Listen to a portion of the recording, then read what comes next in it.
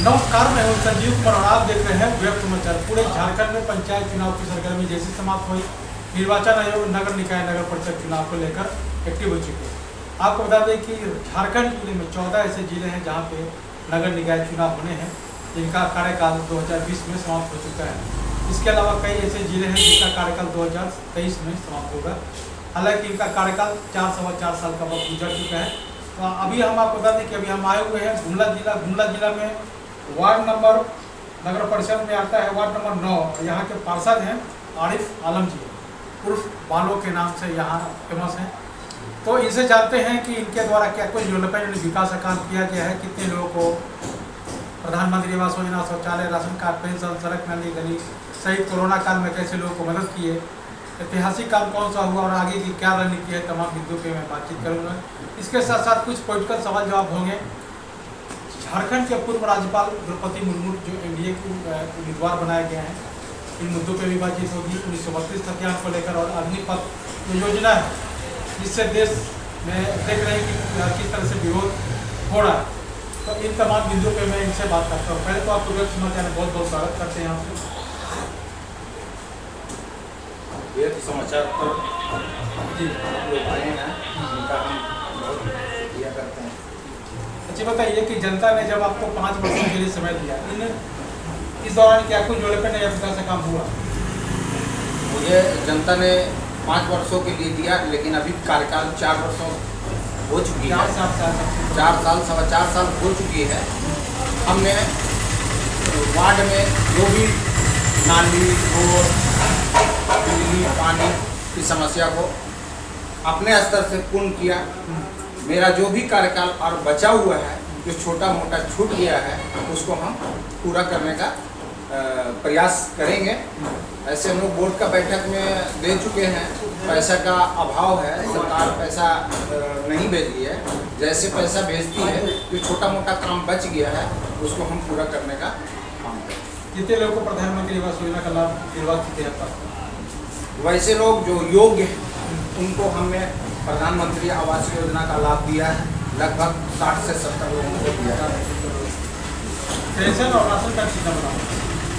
Pension करीब 100 लोगों को हमने पेंशन बनवाया है। राशन कार्ड 280 लोगों को बनवाया है।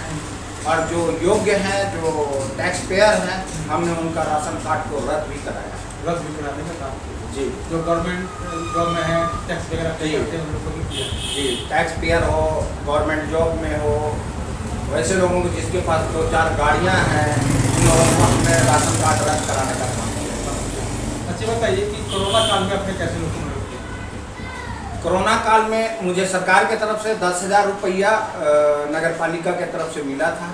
हमने 50,000 रुपया अपने से कोष से अपना पॉकेट से लगा करके लोगों को हमने मदद किया। जो बाहर के मजदूर काम करने आए तो उन लोग फंस गए थे, उन लोगों के पास हम लोगों ने चूड़ा,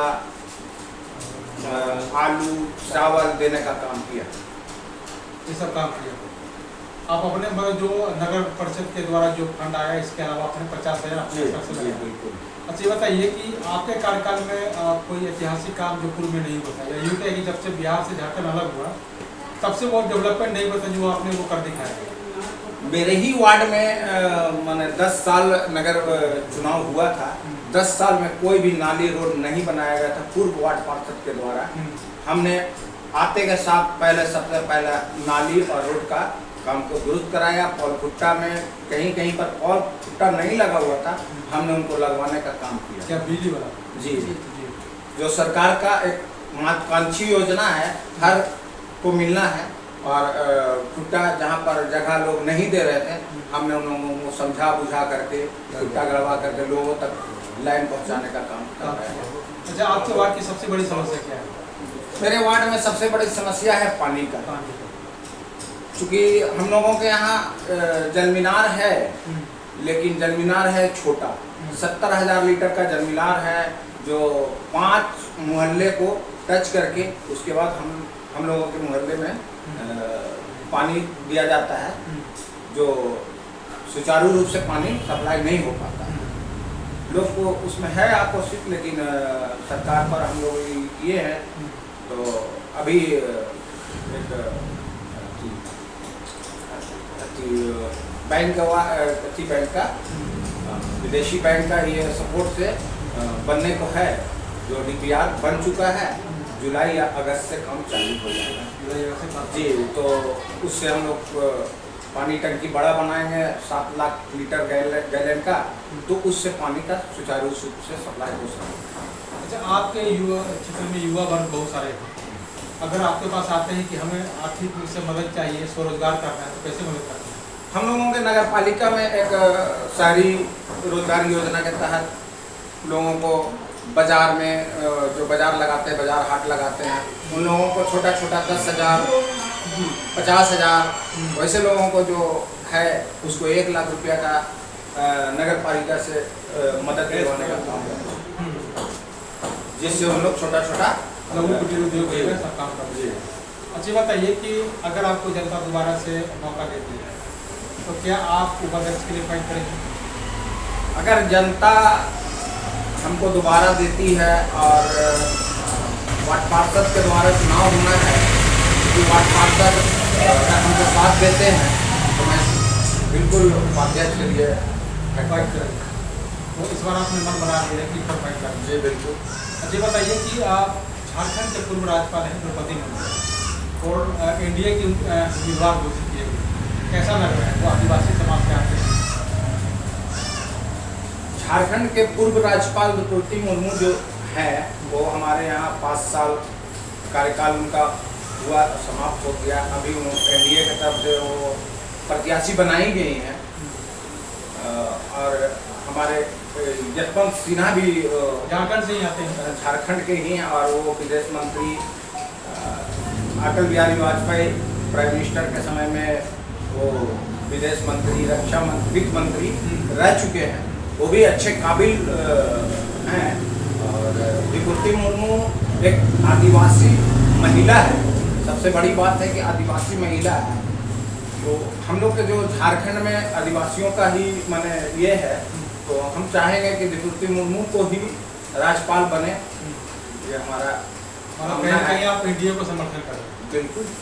तो आप ये बताइए कि तो NDA के द्वारा भी अग्निपथ योजना को लाया गया, मात्र 4 वर्षों के लिए ये योजना दिया जाएगा सेना में भर्ती को लेकर, इसके बारे में क्या है? ये तो मतलब NDA सरकार अगर कोई भी सरकार हो तो सब चीज़ अगर उसका सही मान लिया जाएगा तब तो वो कभी सत्ता से हटेगा नहीं। चूँकि NDA सरकार अपना मनमानी के से जो भी करे 4 साल के लिए दे रहा है वो तो गलत है, बिल्कुल गलत है। इसका हम लोग विरोध करते हैं।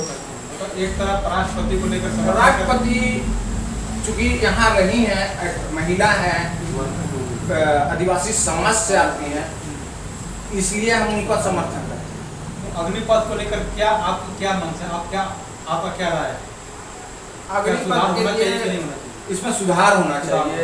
4 साल के लिए ये तो बहुत ही गलत है।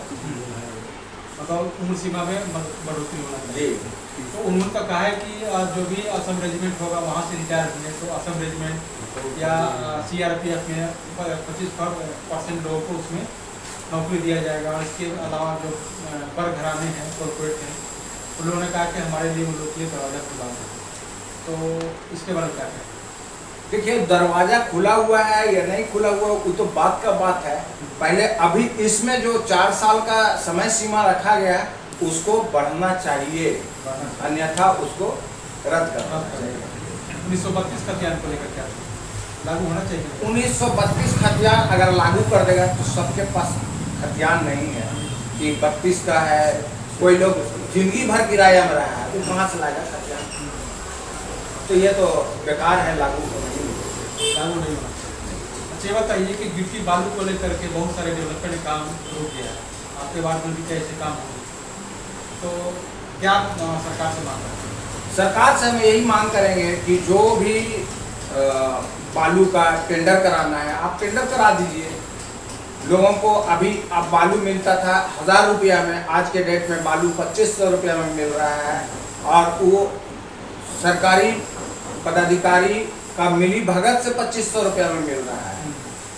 अगर सरकार चाहे तो आम जनता को, जैसे इंदिरा आवास बनाने वाले लोग हैं या नगर परिषद में जो भी सड़क निर्माण, नाली निर्माण का कार्य निकल रहा है, तो उस पर बालू का जो अभाव है उससे बहुत सा काम बाधित हो गया है। बहुत लोगों का इंदिरा आवास काम रुक गया है, क्योंकि गरीब तबके का लोग को इंदिरा आवास मुहैया सरकार करा रही है। सरकार का मेन उद्देश्य है कि गरीबों का झुग्गी झोपड़ी को हटाना, लेकिन बालू मिलेगा नहीं, बालू का दाम बढ़ जाएगा, 2,25,000 रुपया मिलता है, उस पर वो घर नहीं बना।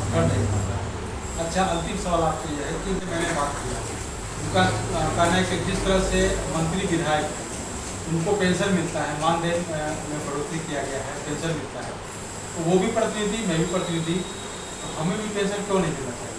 आपका क्या मानना है? हम तो चाहेंगे कि जो मानदेय मिलता है मंत्री, विधायक या पार्षद को, उसको बंद कर देना चाहिए, क्योंकि हम लोग एक सामाजिक कार्यकर्ता हैं।